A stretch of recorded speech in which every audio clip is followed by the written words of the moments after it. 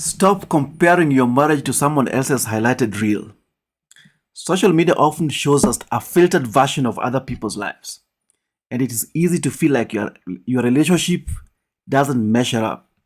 But here's the truth: your marriage is unique, and it's part of God's specific plan for you. Today, we are going to talk about something that affects many of us: the comparison trap. Whether it's seeing perfect couples on Instagram or hearing about someone else's relationship, comparison can steal your joy and satisfaction. In this video, we'll dive into how you can avoid comparing your marriage to others and stay focused on your unique marriage. Let's start by understanding why comparison is so dangerous for your marriage. We live in a world where we are constantly bombarded by images and stories of seemingly perfect relationships. Whether it's celebrity couples, friends on social media, or even people at church. But what we often forget is that we are only seeing their highlights, not the whole picture. When you compare your marriage to somebody else's or your relationship to somebody else's, here is what happens. Discontentment happens. You begin to feel dissatisfied with your own relationship. You start asking, why isn't my spouse as romantic as theirs? Or why don't we go on trips like that couple? Yeah, discontentment. The second thing that happens is unrealistic expectations. Comparison sets unrealistic standards for your marriage. You start expecting your relationship to look like a cutted thing out there, a curated Instagram post, which is not real life. Yeah. The third thing is bitterness and resentment. Over time, comparison will breed bitterness. You start resenting your spouse for not measuring up to an ideal that is not even ideal. That's not even real. The scriptures tells us in Galatians chapter 6 verse 4 that each one should test their own actions. Then they can take pride in themselves alone without comparing themselves to someone else. God has designed your marriage uniquely. He has designed your relationship uniquely. He has designed you uniquely. And you are uniquely you. There is no need to compare yourself to others. Yeah. So what are some practical steps that you can use to avoid the comparison trap? Number one, limit social media consumption. I got to laugh sometimes back when actually a couple on retirement, they were the husband was just retiring, and if she was asked one of the things that she could change about the wife, she opened up and said, "I wish she could spend less time on social media." These are people. The man is in his 60s, retiring after work, and still complaining that the wife is on social media. Imagine that age. What about the younger ones who are now getting touch of social media? You're getting to swipe every reel. You've got to swipe every TikTok video or YouTube video. You are in all media channels. You want to spend, and without knowing, you might find spending 6 hours a day. I challenge you, find a way of looking out that social media channel that you have. Yeah.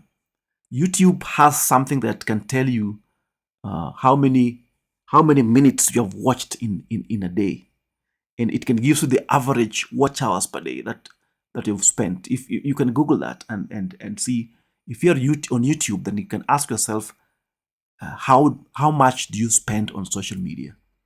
You'll be amazed. You're spending hours. I recently got surprised when I was spending over 5 hours on social media. Of course, mine is mixed with business as well. But it's easy to fall into that trap. Yeah, the biggest trap that you get into when it comes to comparison is addiction. So you need to set boundaries on how much time you spend on social media, and remember that what you see online is often a highlight reel, not reality. just showing the best of it. Consider and following accounts that make you feel less than or discontent with your marriage. So if you follow people whom you watch them and you admire them, you feel like you're inadequate, and follow those people. So limit your social media consumption. Focus on your strengths as a couple. Every couple has a unique strength.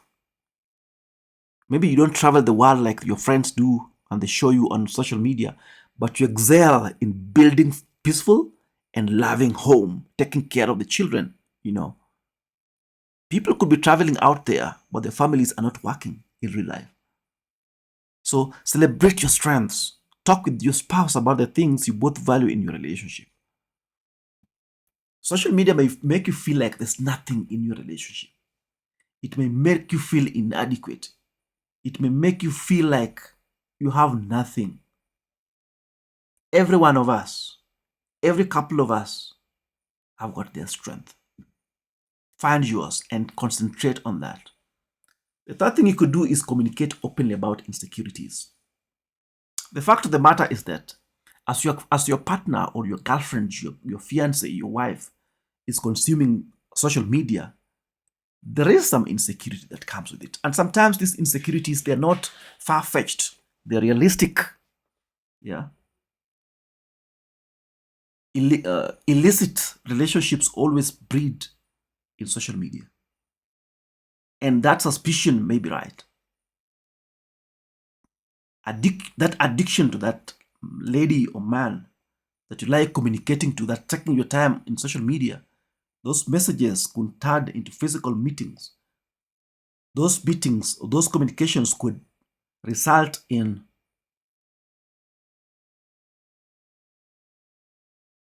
affairs. Yeah. And sometimes fornication. Should be careful with them. You need to be open and realistic. Be faithful. Remember, you're cultivating a Christian marriage. So if you're feeling insecure about something in your marriage because of comparisons, talk to your spouse. Open, honest communication about your feelings can bring you closer and remind you of the unique connection you share. If you feel insecure, talk to your partner. Find a good way to communicate it. Number 4, be careful for what you have. What's the opposite of comparison? The antidote for comparison is gratitude. When you are focused on what you are thankful for in your marriage, it is harder to feel envious of others. Every day, write down one thing you are grateful for in your relationship. Gratitude. That part of yours whom you're taking for granted. Those children of yours whom you're taking for granted. If you could miss them not to have them today, you'll see a big change. That lady, that man out there in social media who is taking your affection, who is taking your time, who is taking your heart, could end up hurting you. And sometimes they hurt you when you come back to your family now. Your family may not be there. They may have gone because you neglected them. You didn't see their value. You had no gratitude of the people that you already have in your family. Number 5, pray together. You need to seek God's guidance in your marriage. Prayer shifts your focus from the external to the eternal. From the external to the eternal. When you and your spouse pray together, you're inviting God in to lead you. And that's where true fulfillment comes from, not from comparing yourselves with others. Social media can make you neglect your family. Social media can make you neglect prayer. Social media can make you neglect your Christianity. It starts small, but could grow big. Yeah. Ask yourself, what makes your marriage unique? When you shift your focus away from others and toward God's purpose for your relationship, That's where the real growth happens. Yeah. So you need to embrace your unique journey as a couple by doing the following. Define your values as a couple. What are the values that matter most to you and your spouse? Maybe it's faith, communication, serving others, or raising a family rooted in love and Christianity. When you are clear on your shared values, you won't feel the need to measure up to somebody else's standards because you have your values, you have your standards, you have your gratitude, you have your satisfaction. Celebrate your growth. Sometimes we could be too engrossed in social media to the extent that we forget our growth. We forget to acknowledge where God has brought us from. We refuse to acknowledge where we have come from as a couple. Look back at how far you've come as a couple. Every marriage faces challenges. Let you not be cheated. Shiny highlights you see on social media, that's just the best of the best part. There's a dark side in the background. But it's important to celebrate the growth and victories along the way, no matter how small. Number 3, trust God's plan. Remember that your marriage is part of God's specific plan for you and your spouse. When you truly trust His timing and His purpose, comparison fades away.